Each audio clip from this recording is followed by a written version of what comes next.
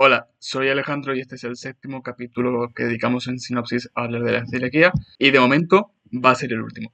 Nos vamos a despedir con esta entrevista a Beatriz Titos. Ella tiene sensibilidad al gluten no celíaca, es una enfermedad parecida a la celiaquía, pero todavía más invisibilizada. Es importante esta entrevista no solo por dar también voz a ese colectivo, sino porque ella es psicóloga, especializada en temas digestivos, en enfermedad crónica, en TCA, trastornos de la conducta alimentaria y nada. Por eso mismo, durante los próximos 40 minutos más o menos, no nos vas a escuchar ni a mis compañeras ni a mí, es solo ella. Cualquier diagnóstico de cualquier enfermedad ya supone un cambio para la persona que lo recibe. Ya puede ser mayor o menor en función de las limitaciones que esa enfermedad implique para la persona, pero por supuesto que la enfermedad celíaca es un cambio radical para la persona que recibe, que recibe ese diagnóstico, ¿no? Sobre todo, especialmente, ya no tanto en el diagnóstico como tal, sino en las implicaciones que ese diagnóstico va a tener para la propia persona, principalmente en el entorno social, ¿no? Y cómo ese cambio tan drástico que va a vivir en el entorno social puede afectar en mayor o menor medida a su parte emocional, ¿no? Aquí pues te puedes encontrar de todo tipo de perfiles, ¿no? Yo por desgracia he visto perfiles muy malos en la clínica, personas que pues su entorno social no solo no ha recibido bien el diagnóstico, sino que además pues lo cuestiona o no le dan quizás la importancia que ese diagnóstico pueda tener, ¿no? O directamente pues ni lo tienen en consideración, ¿no? Personas pues que su grupo de amigos pues deciden quedar para cenar en un restaurante que esa persona no puede, avisando de que no puede, y pues les da exactamente igual, ¿no? Le proponen pues o te vas cenada o vienes después de cenar o te traes tu comida, ¿no? No hay un esfuerzo por facilitarle la vida a esta persona, ¿no? Igual pasa con las familias. Hay familias que hacen una adaptación completa, que organizan una comida familiar e intentan por todos los medios pues que todo lo que hay encima de la mesa, o por lo menos su gran parte, ¿no? Gran parte de lo que hay encima de la mesa, sea sin gluten, para que la persona, bueno, pues la persona con celiaquía no tenga esa dificultad o esa preocupación de pues tener que tener cuidado con lo que come o lo que deja de comer, o tener que servirse la primera, ¿no? Esto que parece como muy fácil, visto desde fuera, ¿no? El hecho de ir a una comida o estar en una reunión familiar y tener que calcular, siendo tú la primera, ¿no? Tener que calcular qué porción te vas a comer, porque una vez te termines de servir tú, ya no puedes volver a servirte, ¿no? Ya ese plato se va a contaminar con una probabilidad altísima y tú ya no te vas a poder servir más de ese plato, ¿no? Por lo tanto, si te quedas corta, muy probablemente pues te quedes con un poquito de hambre, ¿no? Que a priori en una ocasión puntual pues no sería nada así relevante, ¿no? Porque, bueno, ¿quién no se ha quedado con hambre en algún evento? ¿No? Podría pasar perfectamente. Pero la cuestión es que estamos hablando de una enfermedad que va a convivir con nosotros toda la vida. Entonces, estas experiencias se van a tender a repetir con muchísima frecuencia, ¿no? Entonces, pues por desgracia existe también este perfil, y por suerte existen otros perfiles donde pues sí que pues yo he tenido pacientes con familias maravillosas que se han adaptado a todo, que han volcado todos sus esfuerzos en hacer que la vida de la persona celíaca pues sea como la de cualquier otra persona, con el menor número de limitaciones posible, dándole todas las facilidades que existan, ¿no? Amigos que, pues, si no se puede salir a comer porque no hay ningún restaurante apto, se las buscan para organizar algo en una casa, o van todos a hacer un picnic, o aquí en Málaga, por ejemplo, ¿no? Pues van todos a comer a la playa y organizan un día donde buscan pues comprar productos que sean todos sin gluten para que nadie se sienta excluido, ¿no? Entonces, depende del contexto que te toque vivir, será más o menos fácil, ¿no?, de aceptar ese diagnóstico. Y por supuesto, pues en esa facilidad para aceptar el diagnóstico viene también un poco cómo se ve esto luego volcado a nivel emocional para la persona, ¿no? En este caso estamos hablando de esa parte social, ¿no? Del sentirte o bien comprendida o sentirte incomprendida, o sentirte que formas parte, o por el contrario sentirte un estorbo, sentirte que haces que los demás se tengan que sacrificar por ti, ¿no?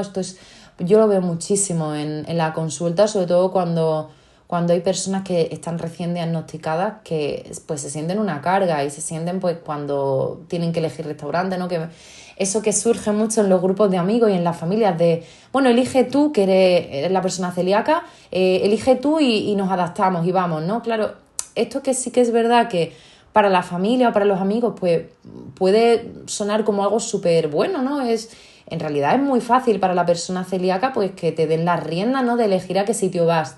pero al mismo tiempo también supone una carga, ¿no? Yo siempre cuento mis propias experiencias. Yo recuerdo una ocasión que me tocó este momento, ¿no?, de elegir, y llevé a un restaurante a un grupo de amigos, que venía una persona que era una pareja de uno de ellos, ¿no? Y recuerdo que cuando probó la comida me miró con una cara como descompuesta, me dijo, este sitio como que no está bueno, ¿no? Y pues así como un poco de mala cara, ¿no? Claro, la persona que ha escogido ese sitio, primero que normalmente no tiene 20.000 millones de opciones, la persona celíaca, y dependiendo de la ciudad o del pueblo donde vengas, vas a tener más o menos facilidades. No va a ser lo mismo salir a cenar con amigos en Madrid o en Barcelona que salir a cenar con amigos en Jaén, por ejemplo, ¿no? Que pues hay algún que otro sitio, pero no tenemos esa disponibilidad, ¿no? En ese tipo de ciudades más, quizás más pequeñitas, ¿no? Entonces, claro, cuando tú te encuentras en esa situación donde pues ir a un sitio sin gluten para algunas personas parece que es como un sobreesfuerzo, ¿no? Parece que no van a volver a comer en su vida, ¿no? Que cómo les pones en ese compromiso de ese día tener que comer algo que sus papilas gustativas no pueden aprobar adecuadamente, ¿no? Entonces es una faena para la persona que lo vive, y cuando esto se repite en el tiempo, no solo en estas circunstancias, sino quizás otro tipo de comentarios a lo mejor pues más sutiles, ¿no? De pues no hay un restaurante al que puedan ir y qué pena, con las ganas que tenía de salir a cenar esta noche, con lo que me apetecía después de estar toda la semana trabajando, ¿no? Y claro, tú como persona celíaca, que es por el motivo por el que no se puede hacer ese plan, te sientes un poco pues la piedra con la que están tropezando todos tus amigos, ¿no? Y eso para la persona que lo vive es difícil. Ya te digo que esto todo depende del contexto, evidentemente, de tu situación personal, de quién te rodea, de tu entorno.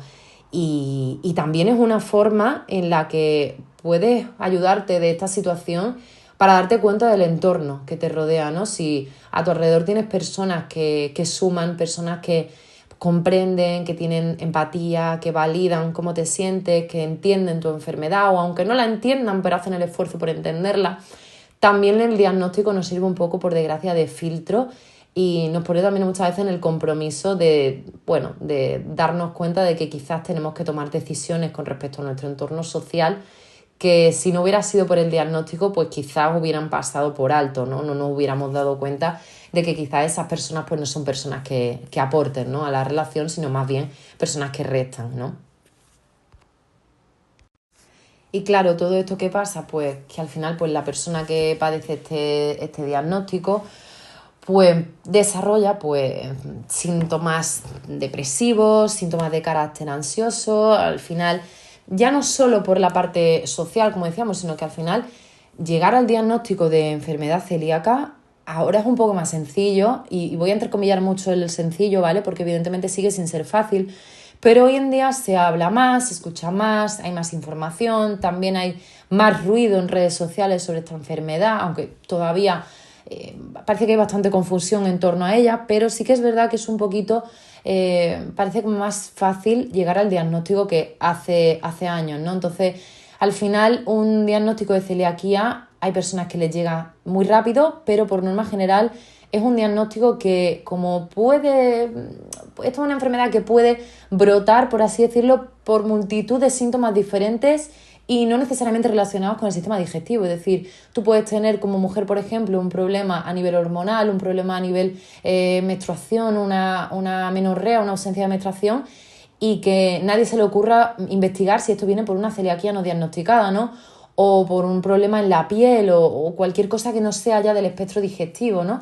Entonces, al final es un diagnóstico que a veces se complica, a veces se retrasa y se dilata demasiado en el tiempo, con todas las secuelas e implicaciones que ese retraso en el diagnóstico pueden implicar, ¿no? Estamos hablando de personas que si padecen síntomas digestivos, por ejemplo, o síntomas de irritación en la piel, ¿no? Son personas que sufren muchísimo por el contacto con determinados tipos de tejidos, determinada agua, por ejemplo. Yo recuerdo un paciente que no se podía duchar en determinados sitios por el tipo de agua, porque un agua le irritaba más la piel y otra un poquito menos, ¿no? Y resulta que era por una celiaquía no diagnosticada, ¿no? Que tenía la piel, el pobre tenía una dermatitis tremenda y tenía unos dolores fortísimos, ¿no?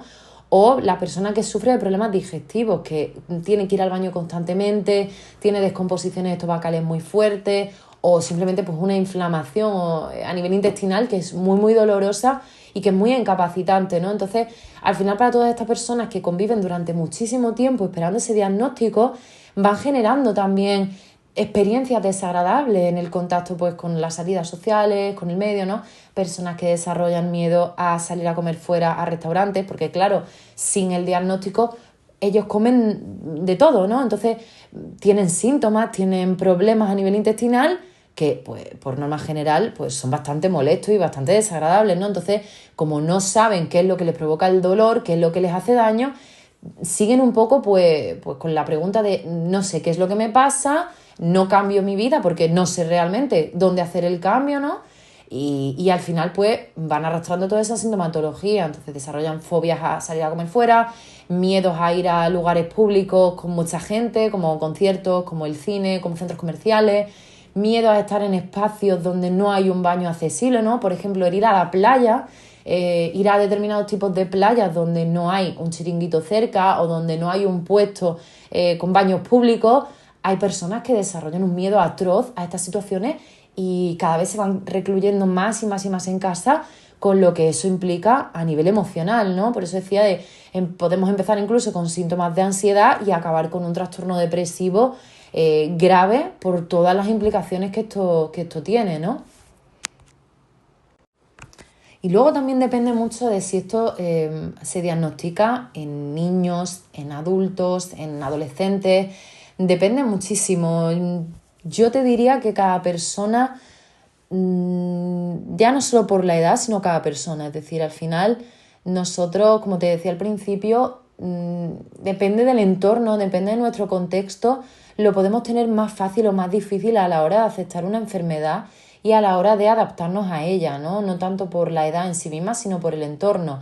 Hay niños muy, muy pequeñitos que tienen una fortaleza tremenda, que son niños que no sufren con el diagnóstico de la enfermedad, también porque tienen padres muy fuertes, que esto es algo también a lo que yo me gusta mucho aplaudir a esas mamás y esos papás de niños celíacos chiquitos, la labor tan difícil y tan compleja que tienen esos padres, ¿no? Ese control de la dieta en un niño pequeño que pobre no tiene. Algunos sí, algunos tienen una conciencia alucinante de la enfermedad, pero por norma general, como cualquier niño, la noción de peligro no la tiene muy desarrollada, ¿no? Entonces, esos padres que ejercen ese control, esa educación, esa enseñanza, no solo a los niños, sino también en los colegios, en los cumpleaños, al resto de papás, ¿no?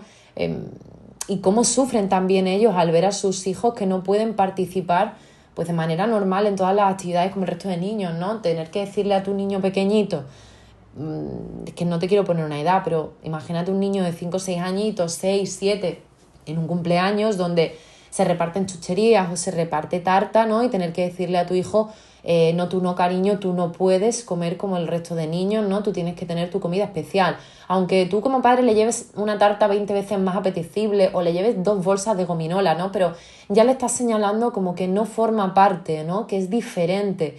Y al final eso, tanto para los padres como para los niños, es una situación muy difícil, aunque ya te digo que esto depende mucho de las fortalezas de la persona, ¿no?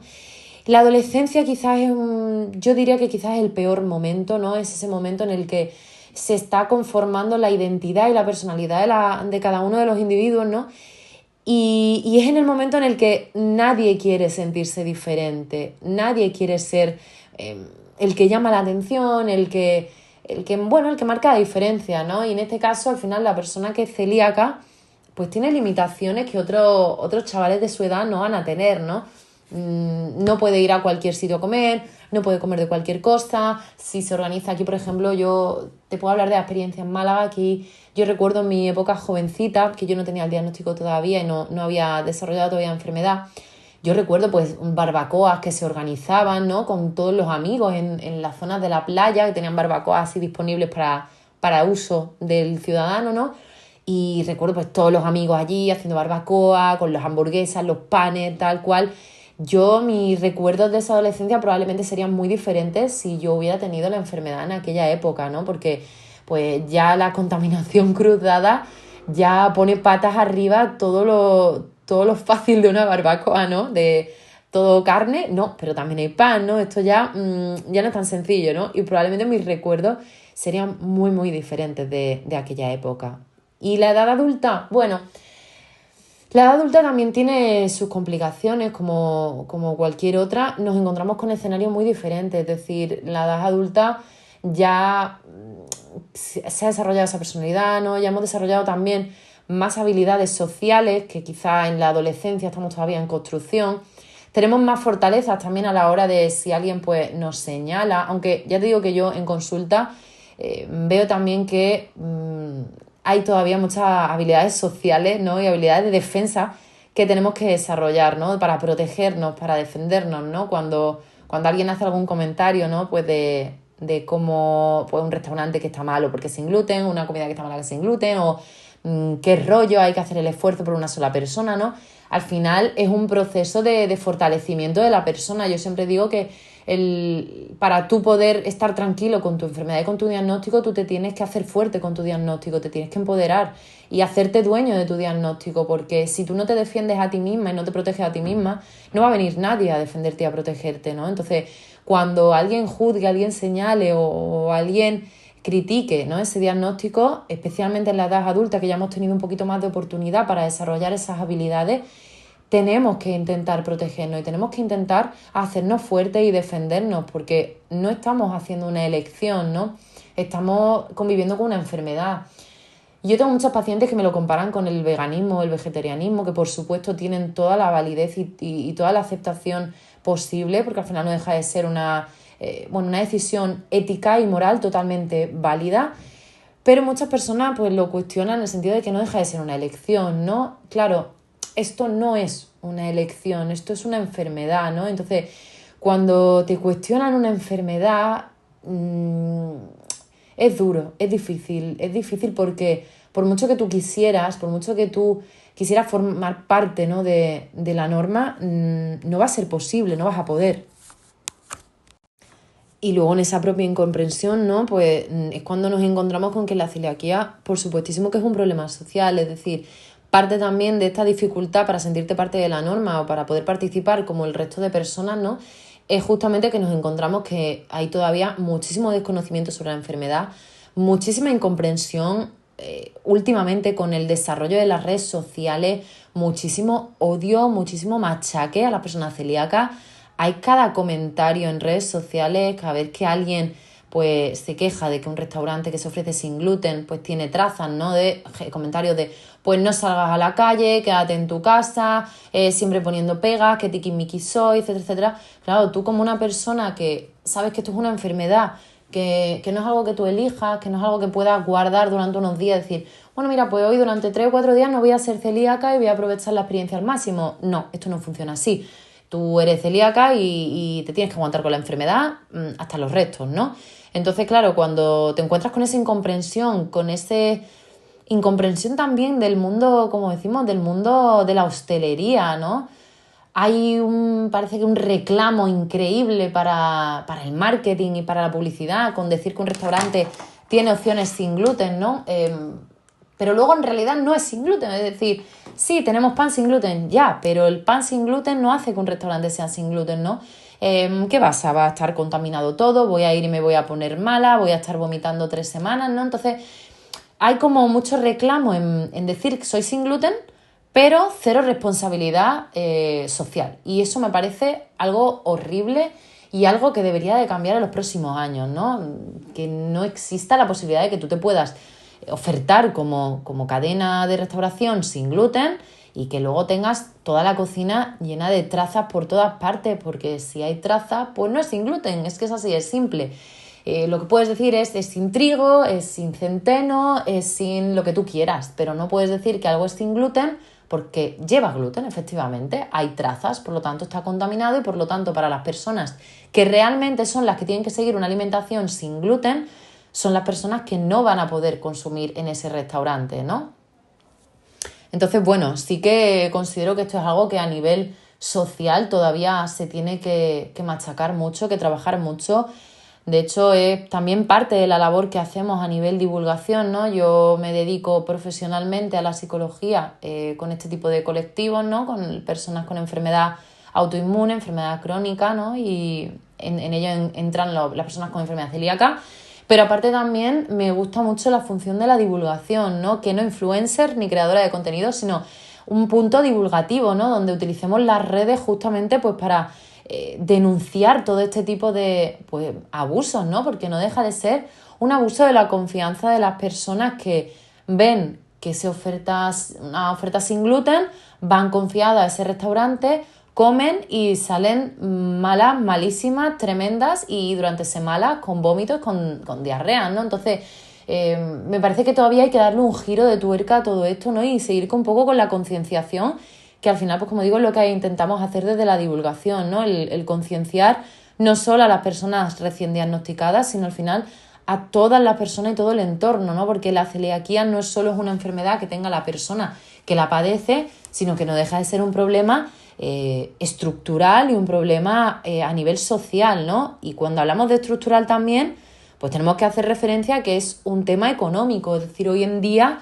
una persona con celiaquía, cualquier otra persona con una enfermedad, y bueno, aquí lo vamos a coger con pinzas porque por desgracia no todas las enfermedades y todos los tratamientos están subvencionados, eso es cierto, pero la enfermedad celíaca parece que no es una enfermedad que exista, ¿no? Nosotros no tenemos tratamiento, no hay un tratamiento para la enfermedad celíaca como tal, por lo tanto no puede estar abierta a ningún tipo de subvención, pero es que nuestro tratamiento es la dieta, es una dieta sin gluten estricta, ¿no? Entonces, si alguna vez te quieres entretener, yo a toda la persona que nos escucha, le digo, si alguna vez te quieres entretener y quieres jugar un ratito a un juego de rol y entender de verdad cómo es una vida de una persona con enfermedad celíaca, yo te propongo que intentes cambiar tu cesta a la compra y adaptarla a una persona celíaca, ¿no?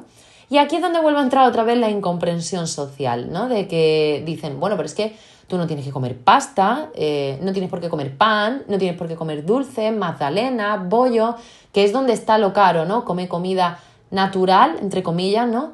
Come comida natural y sin procesar y entonces pues verás que el precio es el mismo, ¿no? Y claro, yo aquí me pregunto, la gente que hace estas afirmaciones es gente que en su día a día no quiere comerse unas tostadas en el desayuno o no se va de concierto y se quiere llevar un sándwich o un bocadillo, o son personas que de repente tienen un día que les apetece, que tienen un día de antojo, un dulce y no se comen un donut, un croissant, una palmera, un bizcocho, o sencillamente les apetece un día hacerse unos tristes macarrones con tomate, ¿no? Entonces, ¿por qué la persona celíaca no puede permitirse tener ese tipo de alimentación? ¿Dónde está el problema? O sea, es algo que a mí me duele y me duele muchísimo cuando lo veo, porque lo veo en las redes y luego lo veo reflejado en mi consulta.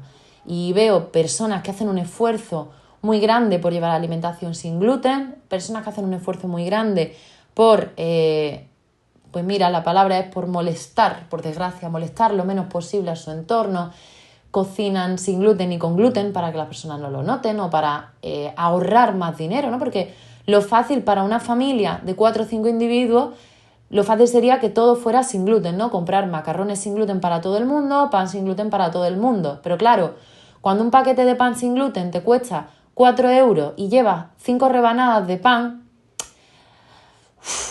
¿cómo se alimenta una familia entera así? Es decir, es imposible. O te tienes que gastar 3 euros y pico, 4 euros en un paquete de pasta, ¿no? O como veía el otro día yo, una marca sin gluten, una caja de 6 helados, 12 euros.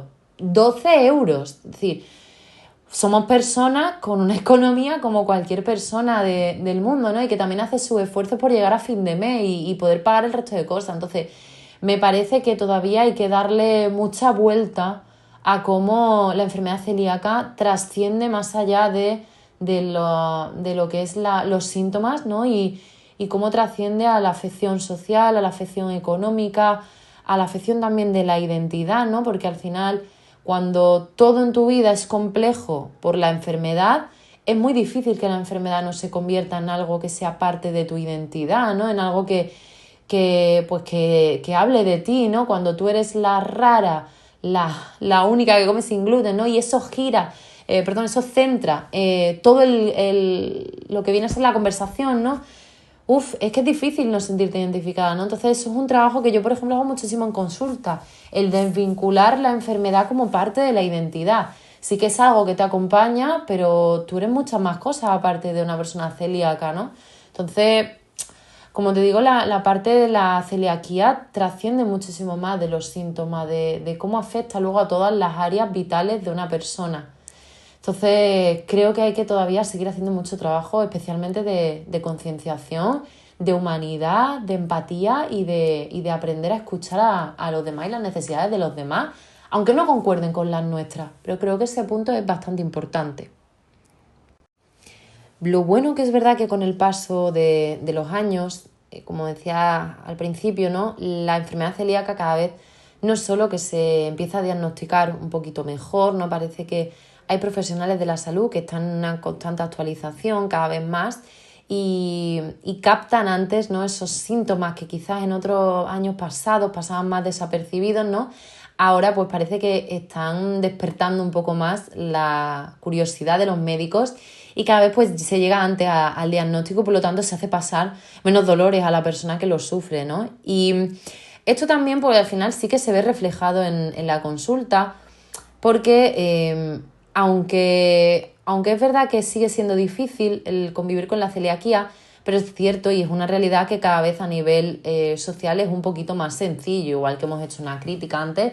También tenemos que decir que en la hostelería pues cada vez tenemos más opciones y eso es una realidad, opciones seguras, ¿no? Cada vez tenemos más facilidades a la hora de encontrar dónde comer y sentirnos más cómodos, aunque no tengamos una gran variedad, pero sí que disponemos de más alternativas y más opciones. Claro, ¿qué ocurre? Que esto quizá a los recién diagnosticados no hace que cambie mucho su valoración del diagnóstico. Quizá cambia más el de las personas que han sido diagnosticadas años atrás, ¿no? Que han sido diagnosticadas en una época, pues como digo, donde había menos acceso, menos facilidades y el hecho de ver que ahora las cosas están cambiando, pues evidentemente su relación con la enfermedad pues también cambia, ¿no? Se van relacionando de una manera mucho más amable, integrándola mucho más en su día a día y en su vida, pues como algo totalmente normal, ¿no? Como quien tiene colesterol, ¿no? Claro, en las personas recién diagnosticadas, ¿qué ocurre? Pues que aunque hoy día hay muchas más facilidades, no deja de ser un shock y un cambio muy drástico. Aunque haya más restaurantes, no deja de haber pocos restaurantes. Quizás yo siempre hablo de Málaga porque al final es mi experiencia personal, ¿no? Pero aquí a nivel celiaquía es verdad que cada vez tenemos más restauración, lo cual es maravilloso, pero no dejamos de tener 10-12 restaurantes, que 10-12 comparado con hace 5 o 6 años es un milagro. Pero para la persona que es diagnosticada hoy, que viene de tener, que cada vez además en la hostelería hay más y más restauración, que vienes de tener 200 opciones y además cada vez con unas variedades en cuanto a cocina muchísimo más amplias, ¿no? De cocinas de todas partes del mundo, cocinas muy exóticas, muy innovadoras, muy diferentes, ¿no? Con multitud de sabores. Y de repente llegas a un diagnóstico de celiaquía, ¿no? En la celiaquía, ¿qué pasa? Que nosotros los que llevamos ya tiempo con la vida sin gluten decimos, ¿no? Como así como chascarrillo, que cuando un plato tiene demasiados sabores y demasiadas florituras, desconfía de que sea 100% sin gluten porque es raro. Es raro encontrarte un restaurante, pues que innove muchísimo, ¿no? Normalmente suelen ser restaurantes, pues, restaurantes de pasta, restaurantes de algún tipo de hamburguesería, restaurantes de tapa, ¿no? Que sí que hacen esa adaptación, pero no son restaurantes con una variedad gastronómica impresionante, ¿no? Entonces, la persona que le acaban de diagnosticar a día de hoy con tantas opciones como se tienen en el mundo, pues no deja de ser un palo. Y ya si hablamos de la parte de viajar, eso es un melonazo impresionante, ¿no? O sea, el miedo atroz a irte de viaje y no saber dónde comer. O no saber si vas a poder tener ingredientes accesibles en los supermercados, ¿no? Las personas que consumimos una vida sin gluten solemos llevar un botiquín de emergencia que digo yo en la maleta. Es decir, yo no viajo sin un paquete de pan, sin un paquete de tortitas de arroz o tortitas de sarraceno, sin un paquete de cereales, es decir, siempre viajamos con un kit de supervivencia porque no sabemos qué nos vamos a encontrar en el destino, ¿no? Y nosotros no podemos hacer esa improvisación que otras personas hacen de, bueno, pues he hecho andar y ya donde nos pille de turismo ya paramos a comer. No, nosotros tenemos que hacer un estudio de investigación antes de salir, igual que el que hace cualquier persona para elegir hotel, pues nosotros lo tenemos que hacer para ver dónde vamos a estar viendo qué y qué restaurante hay cerca, ¿no? Por ejemplo, yo recuerdo mi último viaje a Roma de decir, vale, y Roma es el paraíso celíaco, ¿no? Esto quien sea celíaco y esté escuchándome lo sabrá. Y si no has estado y eres celíaco, pues te estás perdiendo una de las maravillas del mundo. Yo recuerdo en Roma decir, vale, voy a estar viendo el Coliseo, dentro de 2 días vamos a buscar qué restaurantes puedo comer por la zona, porque si no hay ninguno, ya tienes que prepararte comida, o bien en el apartamento donde estés alojándote, o bien prepararte un sándwich y esa va a ser tu comida. Y si llueve y te pilla en un parque, pues buscarte dónde resguardarte, o si te pilla el sol, pues magnífico porque comes haciéndote un picnic. Pero tienes que ir preparado. Entonces, la improvisación brilla por su ausencia en nuestra vida. Nosotros eso de salir a comer a la calle y improvisar en cualquier esquina, oye, que se me han antojado unas tapas, vamos a parar aquí. Imposible, imposible. Tienes que ir con todo muy planificado, muy preparado y muy organizado. Entonces, eso también para una persona que esté muy acostumbrado a la vida social y sobre todo gente más joven, ¿no? En esta parte que ya decíamos de esa juventud, los 20, 30, 40, 50, ¿no? Que estás como en esa época en la que estás muy disfrutón, te gusta mucho entrar y salir, y sobre todo pues en ciudades como la nuestra, como Málaga, que hace un tiempazo maravilloso del tiempo, ¿no? Terracita, tapeo. Si te pilla el diagnóstico ahí, por muchas opciones que tú tengas ahora comparado hace 20 años y por muy avanzado que esté el diagnóstico, no deja de ser un palo, ¿no? Entonces, ese es un trabajo también que hacemos mucho en la consulta, el empezar a adaptarnos a nuestra situación y aceptarla y no quedarnos en casa pues por la tristeza o la pena de haber perdido, ¿no? Es digerir esa pérdida, porque es una pérdida real, y aprender a vivir con ella como con cualquier otra pérdida que hacemos a lo largo de nuestra vida, ¿no? Ya puede ser un trabajo, un familiar o cualquier cosa, ¿no? Al final, la vida es un proceso constante de adaptación y una enfermedad como la celiaquía no tiene por qué frenarnos o por qué hacer que nuestra vida sea peor. Simplemente va a ser diferente, eso es una realidad, pero diferente no significa peor. Pues mira, mi diagnóstico vino hace aproximadamente 11-12 años, ya me bailan un poquito las fechas. A mí me diagnosticaron de rebote, por así decirlo. Yo no tengo el diagnóstico de celiaquía, de enfermedad celíaca, no formo parte de la enfermedad como tal, formo parte del otro selecto grupo, ¿no? De personas con sensibilidad al gluten no celíaca, de la que se sabe más bien poquito, una enfermedad para la que si ya para la celiaquía hay desconocimiento, para esta ni te cuento. Es una enfermedad para la que en principio el tratamiento es el mismo y aquí, pues bueno, depende del profesional con el que hables. Si es un profesional actualizado te dirá que el tratamiento debe ser exactamente el mismo, un tratamiento sin traza, alimentación sin traza y sin gluten de por vida. Y si tratas con un médico poco especializado, pues cometerás el error de probablemente comer con gluten algún día, cuidarte otros días y no saber qué, digamos, qué secuelas puedes estar dejando en tu cuerpo porque, como decimos, es una enfermedad todavía bastante desconocida, ¿no? Entonces mi diagnóstico pues llegó un poco por ese rebote, ¿no? Empezaron a hacerme muchísimas pruebas, me fueron diagnosticando pues millones de intolerancias, yo creo que todas las existentes y habidas y por haber en el mundo, ¿no? Porque al final, cuando tú pasas tantos años buscando un diagnóstico, y a las personas con celiaquía les pasa muchísimo, ya no solo es el diagnóstico de la celiaquía, sino todos los diagnósticos que ha provocado el estar consumiendo gluten de manera ininterrumpida siendo celíaco, ¿no? Y no saberlo. Intolerancia a la lactosa, intolerancia a la fructosa, al sorbitol, sobrecrecimientos bacterianos, ese famoso SIBO, ¿no? O sobrecrecimiento de arquea, hongos, parásitos, es decir, 1000 millones de cosas porque al final tu sistema digestivo pues está muy flojo. Cuando está luchando contra el gluten constantemente, el sistema digestivo está pues destrozado. Entonces es muy fácil que proliferen cualquier tipo de patologías, ¿no? Y que el cuerpo pues deje de trabajar como se supone o que se espera, ¿no? Que trabaje. Entonces mi diagnóstico vino un poco así, ¿no? Vino de la mano de muchos diagnósticos de intolerancia y de pruebas, y agradezco mucho que en mi época sí que se hicieron las pruebas bien, pruebas de descarte de celiaquía, ¿no? Esa prueba de antígenos, anticuerpos, la gastroscopia y por último la prueba de genética. Sí que es verdad que mi genética era positiva, medio positiva, una medio positiva y otra negativa, pero como no tenía daño ni tenía anticuerpos positivos, pues no se me consideró celíaca y se me metió en el cajón de la sensibilidad al gluten no celíaca, pero como digo, pues el tratamiento es el mismo y mi vida yo vivo como una persona con enfermedad celíaca y por lo demás es exactamente igual. Me cambia el nombre, pero mi vida es exactamente la misma, ¿no?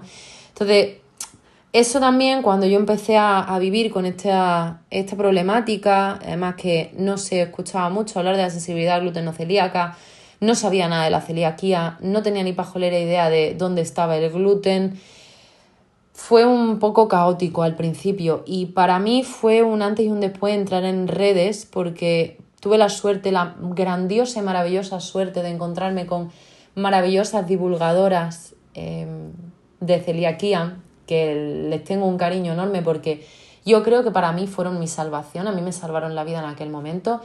Sin pedir nada a cambio me enseñaron muchísimo, me acompañaron muchísimo, me acompañaban a hacer las primeras compras en el supermercado, ¿no? Yo recuerdo tener el teléfono de una de ellas, de Dani, por ejemplo, y escribirle, ¿no? Y decirle, Dani, estoy comprando esto, ayúdame, no entiendo la etiqueta, pone sin gluten, pero luego puede contener trazas, no entiendo nada, ¿no? Y recuerdo con muchísimo amor a esas personas que me ayudaron tanto en ese comienzo, ¿no? Y a raíz de eso fue que yo decidí empezar con un perfil en redes, un perfil bajo en redes sociales, donde yo simplemente pues compartía cómo era mi experiencia con el mundo sin gluten, cómo era mi experiencia con la alimentación, con las recetas, con el resto de problemáticas de salud también que venían de la mano de ese diagnóstico tardío y todo eso en paralelo mientras yo pues seguía estudiando mi psicología, ¿no? Yo para cuando me diagnosticaron había terminado mi carrera de psicóloga y estaba pues averiguando de qué quería especializarme, ¿no? Yo tenía muy claro que quería dedicarme a la parte clínica, pero pues es verdad que en un primer momento nunca jamás se me había ocurrido dedicarme a las enfermedades crónicas o los problemas relacionados con la alimentación, ¿no? Y sin embargo, pues las circunstancias con mi vida personal, mi enfermedad y mi contacto con personas que sufrían muchísimo por culpa de la enfermedad, yo me di cuenta que ahí había un vacío que nadie estaba atendiendo, que no había nadie que se especializara en entender cómo era la salud mental de las personas con enfermedad celíaca, cómo era la vida de estas personas, cómo sufrían muchas veces en silencio, cómo les costaba adaptarse a una vida y vivir una vida, ¿no? Cómo era la maternidad también en estas mujeres. Y me resultó para mí que encontré como mi lugar. Yo sentí que pese a que esto era una putada, y perdón por la expresión, y si hay algún profesor escuchándome lo siento, yo descubrí, gracias a la enfermedad, encontré mi sitio y me di cuenta que mi sitio estaba acompañando a personas que habían pasado por lo mismo que yo y que esa experiencia tenía que utilizarla para algo bonito y para ayudar, ¿no? Entonces, cogí toda esa formación que yo tenía, cogí toda mi experiencia y dije, vale, pues vamos a orientarlo hacia aquí.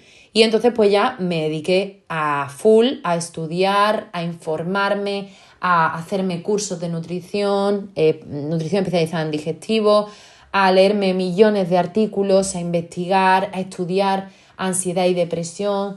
Me especialicé también en trastornos de conducta alimentaria porque vi que existían muchísimas personas que por el diagnóstico desarrollaban una malísima relación con la comida, ¿no? Al final tanta restricción para algunas personas pues suponía un problema muy grande, ¿no? Empecé a estudiar también cómo trabajar autoestima, imagen corporal, ¿no?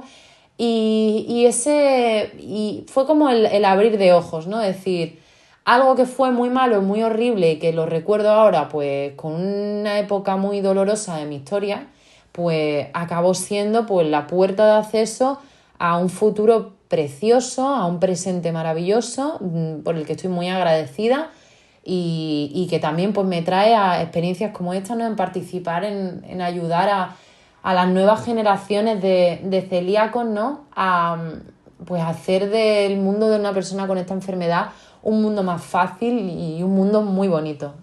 Así que creo que al final, dentro de lo malo, pues encontré la forma de hacer algo bonito. Así que muy agradecida por poder trabajar con este colectivo y poder ayudar a personas como vosotros que me estáis entrevistando hoy.